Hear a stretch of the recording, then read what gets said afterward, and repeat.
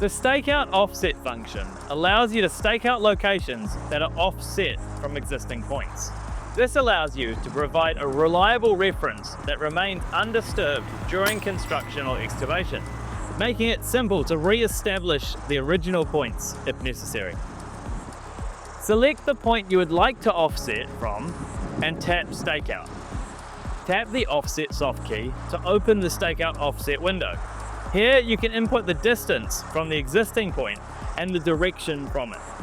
Instead of keying in a direction, you can either tap any 2 points or a line in the map to copy the direction. Next, input the desired elevation of the offset point. There are a few ways to do this. Use key in to key in an elevation value.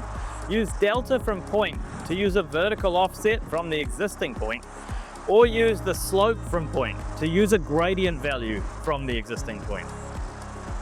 Now tap accept and navigate to the offset point.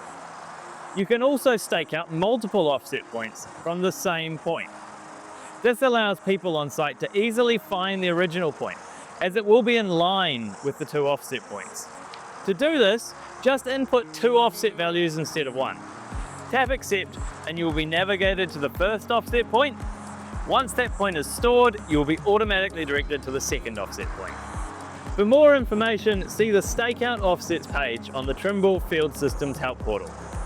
Make sure to subscribe for more Trimble Access tutorials and let us know what features and workflows you'd like us to cover. Thanks for watching, and I'll see you in the next video.